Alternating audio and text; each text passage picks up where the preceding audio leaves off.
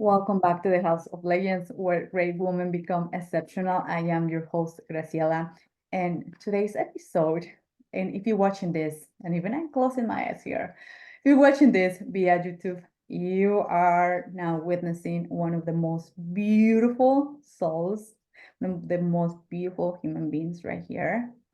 Andrea, she's not only beautiful, of course, you can tell that she's gorgeous, but she's has beautiful soul as well.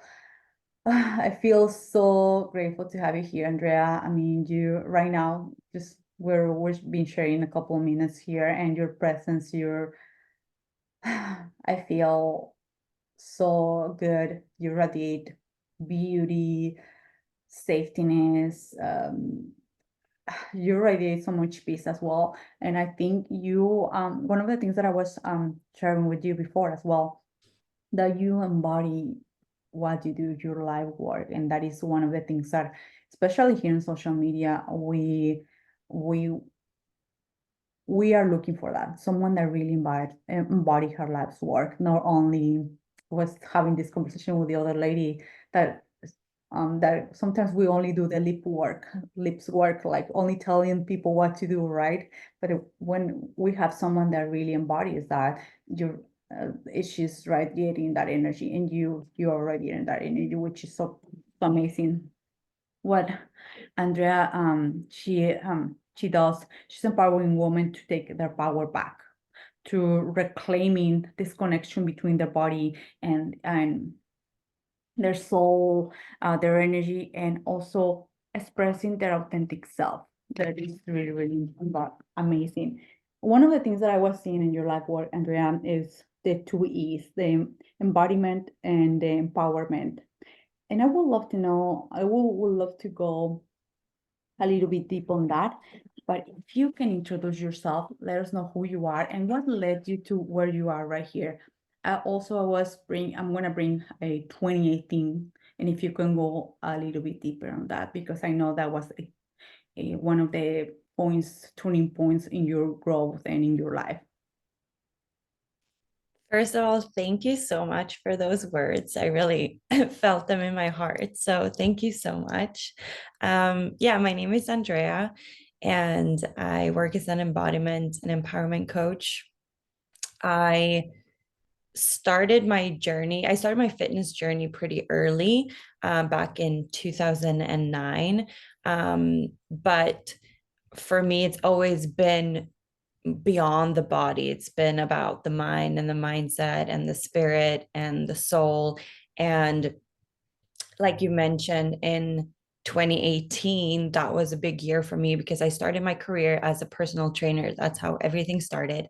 Wow. And I also lost my dad that year. Mm. And so that was, I'm sure a lot of people can resonate that when we hit that rock bottom in life, that was really the catalyst, or we have a choice to make that our catalyst. And that began my spiritual and my healing journey. And I started to turn to meditation to handle my grief and move through grief. And I started to find that there were so much and so many layers beyond the grief, where I had my dad was bipolar and struggled with addiction. And so there was a lot of things in my childhood and a lot of trauma that I hadn't looked at all. And so this really just started my uncovering of these layers. And I found meditation. I started moving into somatic work. I'm a somatic breathwork practitioner. And I realized that, alignment between body, mind, spirit is really the key to everything. Because if we're only focusing on one area and we neglect the other two, there's still going to be a gap, right? And that's what, to me, embodiment it truly is. Awareness, it starts with awareness, and it's such a beautiful first step. Like, that's needs to be celebrated as well. But in order to embody the change that we want and really strip down those layers, we have to really integrate what we know and embody the change that we want to see. Thank you for sharing this, Andrea. And you mentioned this is specific when your dad passed away on the 2018, Mhm. that you had a choice either to see it as something that is gonna catapult me for something. I can see it as something greater. Of course, we don't want to lose someone that we love, right? But you did choose yourself, and you did choose to go deeper. And I think in those choices is when we start claiming our power back. And I think that is also really you have to be really proud of yourself, because in those situations it's like I said, not I will say 97% of people go to in the other side, and you decide to explore what was either, like you said, underneath, like the trauma, the things that we don't see with the eye, right? I would love to know, because you mentioned some tools like breath work, the mindset work as well, the fitness part, Mhm. for someone that is now awakening, I will say, what is the thing that you will suggest?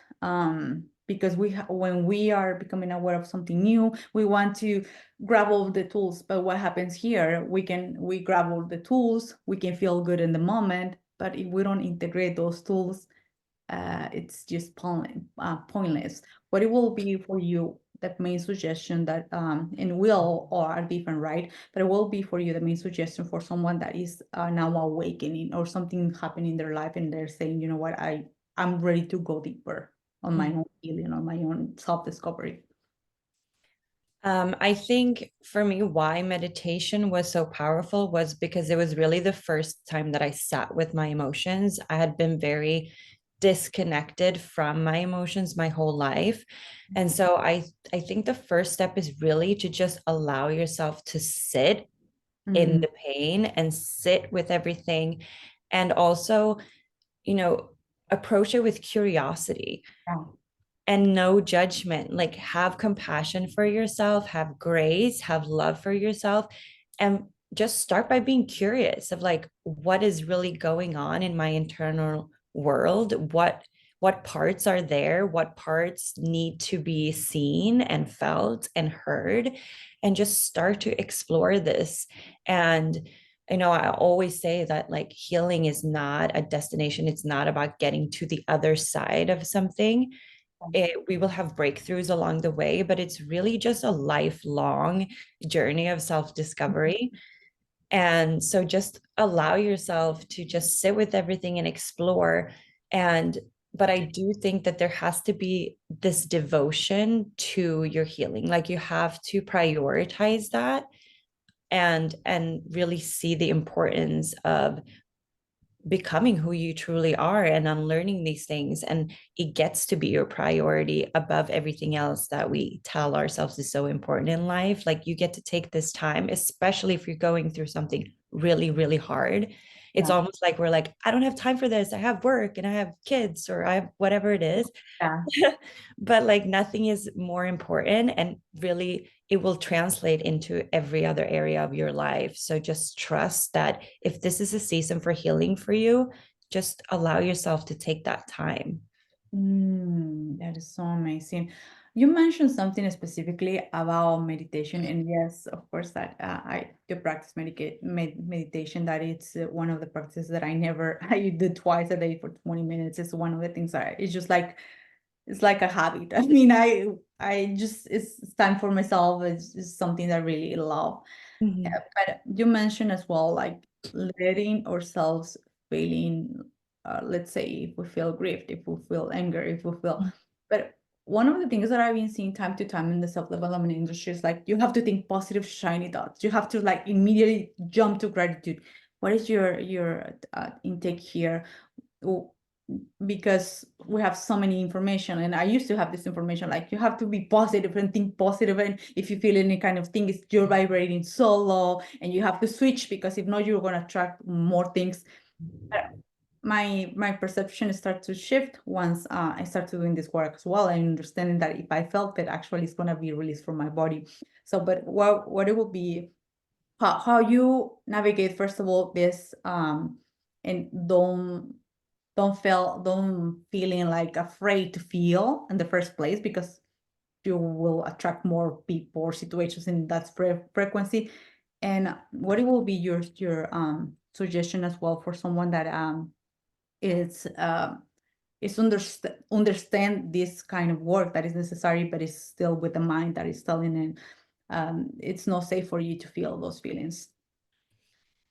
So I think that, like you said, there's this emphasis on mindset and like manifestation. And Yeah. but if we keep telling ourselves what we want to feel, and there's contradicting like core limiting beliefs, Mhm. it's not going to manifest, or we can't spiritually bypass those things. And Mhm. I think it's important to recognize that, like, it's not about being high vibe all the time. It's about how much we can hold. Like, the more darkness we can hold, the more light we can hold and express. And so I was really, I had a big fear around feeling the darkness for a long time, because I believe that that's what, um, you know, consumed my dad, and my whole side of that family really struggled with mental illness. And so I was kind of scared of the darkness because I thought that that's what consumed them. But I recognized later on that they were trying to numb their pain and their darkness with, addiction and antidepressants, and they really didn't feel it and face it. And there's so much power in facing it. And again, the curiosity, these are only parts of us that needs to be seen and heard. There's a message there for us.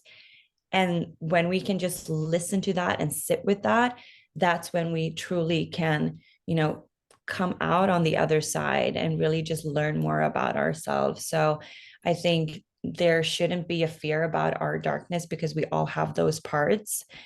And we need those parts. It's the duality of the darkness and the light. And there has to be darkness in order for it to be light. So just embracing both.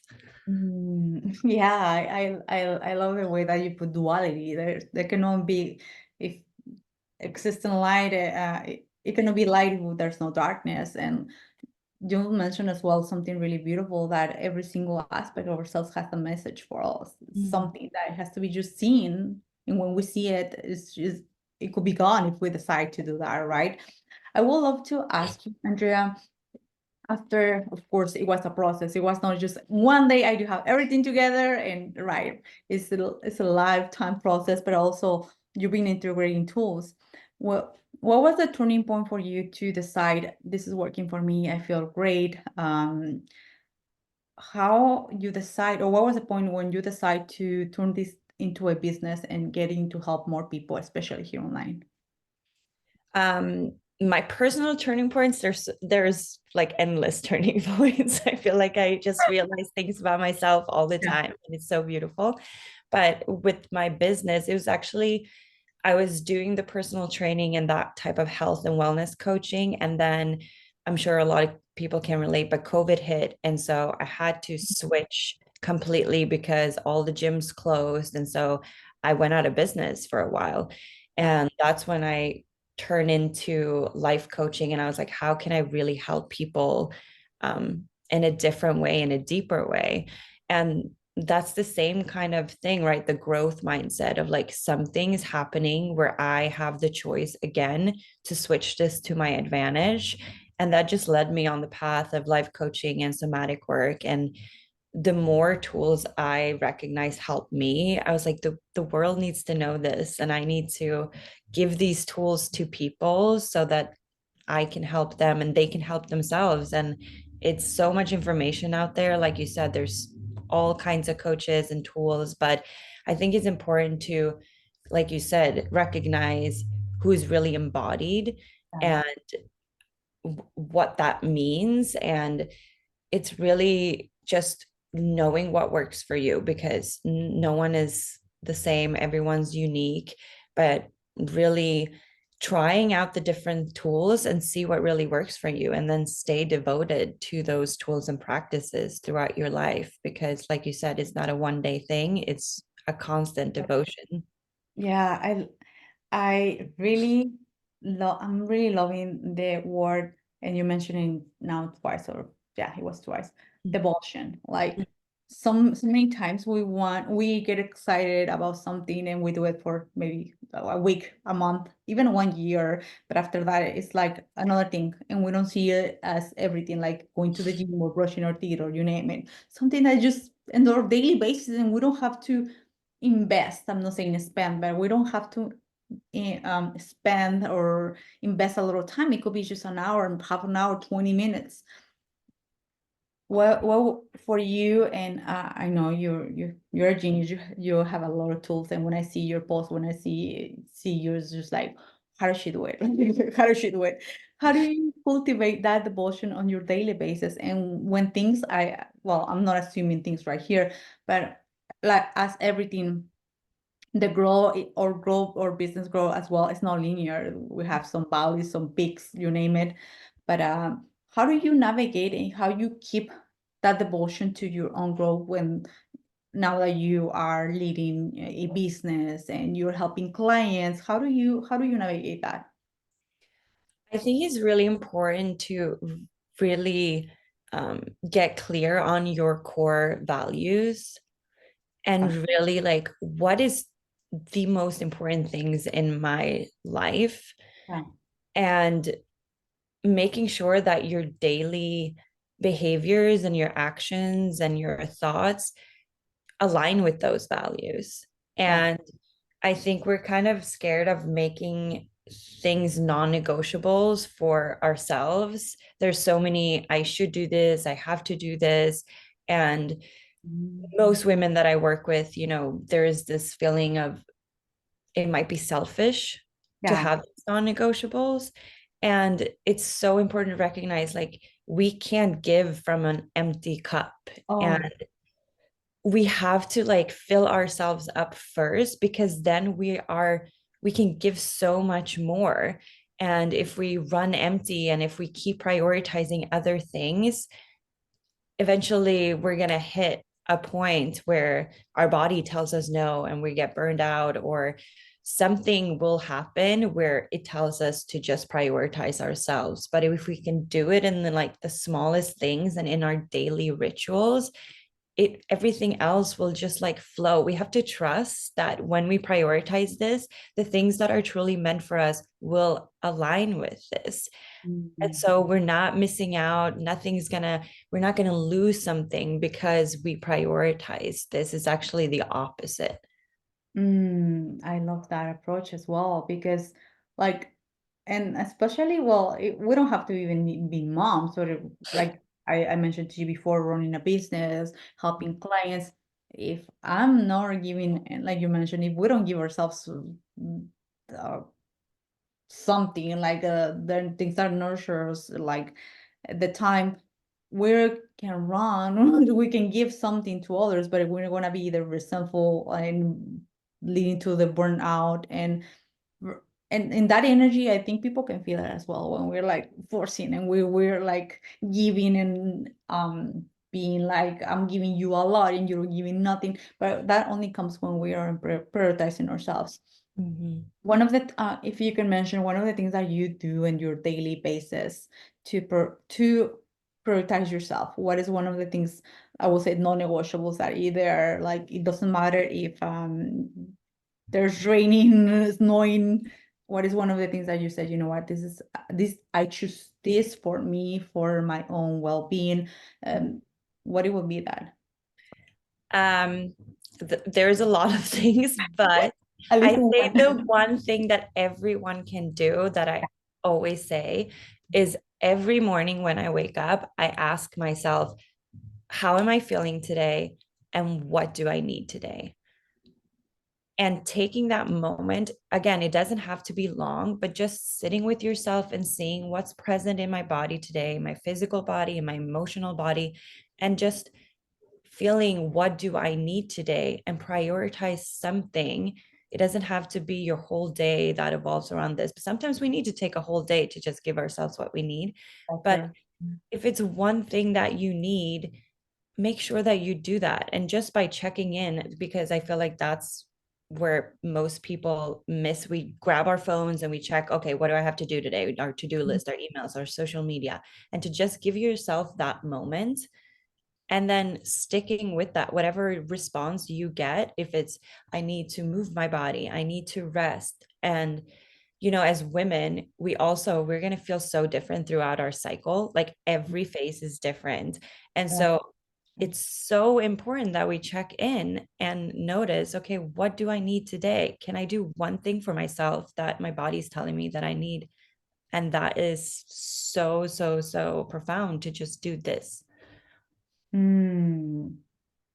I love the question. And I'm just gonna ask another question, a part of this question. If let's say I'm waking up and I'm asking myself how I feel, and if I don't feel that right, what is the things that you, without any judgment, of course, what are the things that I can do just to shift that around, or what you do there? You let yourself feel that and explore what is the thought behind, or what is your process there? Let's say you're waking up and you don't feel that great, but you have things to do. Let's say you have a list of things to do, Mhm. clients, even kids, you name it. What is the thing that you can I'm not want to say like use or apply, but yeah, how you can turn that around and use it into your um um advance, I will say.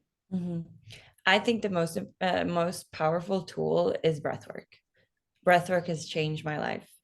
Um, Mhm. and just in literally 1 minute of breath work, like you can shift your energy around.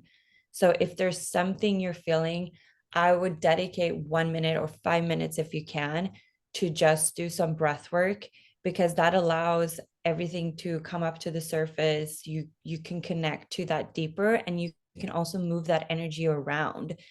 So when you're in the breath work, your body usually tells you what you need in that moment. So you can express those emotions in whatever way. If you need to cry, if you need to scream, if you need to just like use your voice or shake your body, move your body.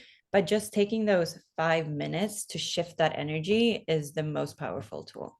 And like you said, it's like setting the tone for the whole day. Like, Mhm. and it's so easily to just to go on autopilot and just waking up with the rush and the alarm and the phone and all those things. But it's Mhm. just giving it. And thank you so much for giving us this suggestion, because every single one of us can do it, and it only Mhm. takes 5 minutes, and that sets the tone for the entire day. I would Mhm. love to ask you as well, Andrea, with all the tools that you have and the people that you're helping. Mhm. I'm not gonna say how you see yourself in 5 or 3 years. I think that is one of the cheesy questions now. But where do you see leading your business in the next 12 months and this year, I would say? I want to do exactly what I'm doing, but on a bigger scale. So my goal is always to help as many people as I can, and just sharing my tools through the coaching that I do, the breath work, the retreats, ceremonies, and really just make this more accessible Mhm. to people. And so I see myself doing that on a larger scale. And just, I also allow myself to change and transform as many times as Possible. possible. It's like, it's always gonna, I have this set goal, but it's always gonna change and shift. And I allow that flow as well, of like trusting life to take me wherever I need to go. And I think it's important to have both. It's like the feminine and the masculine Mm, energies. Of like, the masculine is the structure and set goals and accomplishments, and I think that's important, but also having the feminine flow of like, as long as I follow my purpose, yeah. then life gets to take me wherever I need to go and where I'm needed, and trusting that what you have and who you are is a gift to the world. And as long as you keep expressing that, just like allow yourself to dream big, Mm, and everything will just work out. I love that. I love that. Like you said, you know what? I do have big goals. I do have things that I want to reach more people, but I'm flexible. I'm allowing myself to be guided, to don't be in this box that it has to happen in this year, or it has to be in this route. being flexible, I think that is really amazing as well. And I would love to know, like, as well, this is the business side, but how do you do it, Andrea? I mean, I bet so many women are either they're gonna like see you in the Instagram or here on or listen to the podcast or here on the YouTube, and they see you and it's like you're perfect. I mean, you look so beautiful, like you're doing this, you're doing that, and we tend to. I'm not gonna use the word comparison, because if we see it like if she can do it, I can do it. But how do you balance the things that you want to do through your life work with your personal life? To me, it's all aligned, honestly. Oh, Like I love this work so much, yeah. um, that it doesn't feel like work. But I Mm, also honor my energy in the way of like, I'm not going to stretch myself or do things that don't feel aligned. As long as I stay true to this, then yeah. I can stay in that flow. So for me, it's never really about, sacrificing things. I've really reached a point where I do the things that light me up, and anything else I honestly don't do. And that's just how it is. And yes, I have responsibilities and I have things, but a lot of things have shifted for me also, where before I was more focused on, like the boss, like Yeah. hustle, like I'm going to reach this $1 million business. And I've recognized throughout my journey of like really embodying my divine feminine of like, that's not that important. Like, yes, freedom is my core value, Yeah. but freedom is so much more than the financial part. And it comes automatically with being aligned. Mm, And so I think we have to trust more that when we're true to ourselves and we're in flow, and we really say no to the things that are a no and say yes to the things that are a hell yes, it won't mm, feel forced and it yeah. won't feel like we're sacrificing things. It feels like alignment. I love this answer, because you're even like when I ask you about how you balance this, you're seeing everything as a like it's just one picture. It's just one picture. I'm not gonna digest that picture. I'm not just gonna put all those that picture. That picture is me. That picture is the business. That picture is what I do. And things that I don't do, they're not even part of my picture. And I get to, having that holistic approach. It's just really amazing. But it's one of the things that it's just easy to see it, but the practice, the environment, it's the, I'm not gonna say challenging, but it's when it comes to the habits and, like you said, the non-negotiables and the rituals and the devotion, right? In order to build something. Mhm. Yeah, Mm, and I think it's important that I mean, when we go through challenges in life and hardships, yeah, I think we can truly look back and see like everything always works out. Like we yeah. have to remind ourselves that it really works out. If we The reasons why it doesn't is because we disregard our intuition or we disregard our truth. That's the only time where universe will like redirect us so that we Mm, can learn and grow from it. But if we can stay true to ourselves, we're always protected. And I know how hard it is to find that trust yeah. and anchor in that trust, no matter, especially when we're in difficult situations. But I think that's like a practice that's really, really important to really connect to the feeling of trust in our bodies and trust ourselves that we got ourselves no matter what, and trust the universe that like it will work out. You mentioned one phrase. I don't know if it is a mantra, phrase, affirmation. Everything is always working out. Everything is always working out. I think that comes from Abraham Hicks. I don't know if you're familiar with her life work. And it is. It's always working out. And when it's not working out and or flowing in the way that we think or is supposed to flow, it's because we are getting into our own way. We don't trust ourselves fully. And it's just having, again, like you mentioned, this beautiful word, devotion in putting ourselves first. I think that is really, really key to to anything, because when we do this work, the business, the relationship with our kids, the relationship with our partners, or um, with every single one, actually, I think is benefit directly because we do that work, right? Mhm.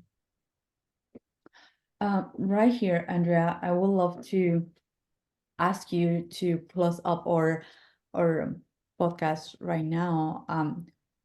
I've been asking this question, and for some of the guests, it's just really, really easy. Like, this is the thing. And for others, it's like, so many, I can see so many things, so many gifts, not only physical gifts, for all like all your beautiful ways of sharing your posts, everything, your life work is really beautiful. But I would love to ask you, what is your superpower? And I know this is not coming from the ego. What is your superpower? What is this your, I know we all come with different purposes, but what is that superpower of you that you're here to share, not only with others, but what is that superpower that is impacting your life as well? I think it's really my sensitivity Mm, and my ability to feel everything so deeply. yeah. And it used to be something, again, that I was kind of seeing more as a curse Disadvantage. or a Yeah. burden. It's like, it was hard when I was little because I couldn't really understand it. And now I can see how it is really helping me help people because I feel everything so deeply, and I can give people the feeling of safety of Mm, them to feel deeply. Like it's safe to feel everything and experience the full experience of being a human, like the full spectrum of emotions, everything that comes with that, and connecting deeper to that feeling, because those little nudges of like feeling energy and feeling our bodies and like those are little messages for us to follow. yeah. And it's just a beautiful thing to be a human and to feel everything, and we're supposed to feel everything. And so I think that that is truly my gift, and I hope my hope is that I make people and other people feel safe to be in their fullest expression, no matter what that looks like. Mm, yeah, and that is a gift. That's such a beautiful gift. And I think when I mentioned the first minutes of the podcast, I felt safe. I felt like really, really good in your energy because you're just representing this peaceful, harmonious, and I can use some more words. But you're just representing like just wow, this amazing goddess energy, like just like and I and like I said, and you're promoting that. I feel safe. It feels like good. It doesn't feel like rush. It doesn't feel like I have to perform in a certain way. And that is so so beautiful. I would love to ask you this as well. Now that uh, I used to feel the same when I was younger, like I was feeling people and I was adopting or I was grabbing the feelings and putting as mine. How Mhm. do you, by now, what is your suggestion? I've been working as well on this, but how do you now approach that feeling, helping, understanding, being empath, but also don't taking others people feelings and thinking that those are yours. How do you manage or navigate that right now?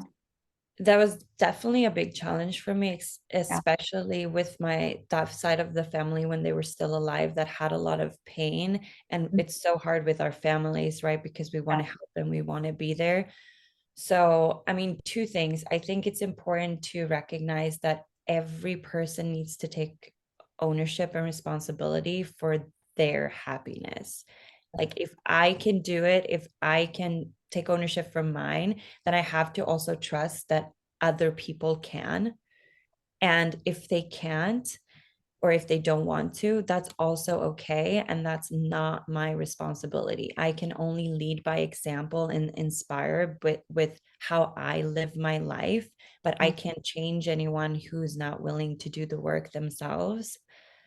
And also, when you're in this work as a healer or as a coach, it's easy to take on people's energies. I do a lot of breath work and ceremonies, and I'm close to a lot of people that has a lot of release, and there's a lot of energy that can, get stuck on you. So if you're in the work, I really recommend having a practice where when you're done with your day, at the end of your day, you really sit with yourself and again feel like, okay, what is my energy? What is my energy? And what's not really mine? If we feel anxious or feel sadness or something that we can take on from someone else, to really sit with ourselves and recognize the different parts and feeling like, okay, this isn't really mine. And then doing the breath work and doing movement and really like releasing that energy in some way is really important. I love that. And you mentioned breath work, but let's say if we are not there yet, what is one of the rituals, one of the suggestions that we can do, like we all can do, like when it comes to that Um, then I would say movement. Like movement? we all can move our bodies. So like put a song on and like shake it out and dance it out. Like just let it like Let it out. release from your body. We all can move, hopefully, if we're privileged enough to move our bodies in some way. And just like I said, just recognizing what is my energy, what's not my energy, and letting it go. Mm, I love that. Thank you so much, Andrea. It was really a pleasure to have you. Like I said, your presence, your energy, it's just such a blessing here to have you. Like this Thank is. you so much. I'm gonna put your information either above or below this video and also on the podcast. Mhm. But what it will be, what is the most like you hang out more on Instagram or Facebook? What it will be that the way that we can just join your world? I would say Instagram is the number one platform that I use to promote my work. So I'll post, my coaching offers, my group coaching offers, any upcoming events or retreats or anything like that. So that's the place to get all the information, and of course my website. Love it. Thank you so much, Andrea, and all for all of you listeners. Thank you so much, and we'll see you in the next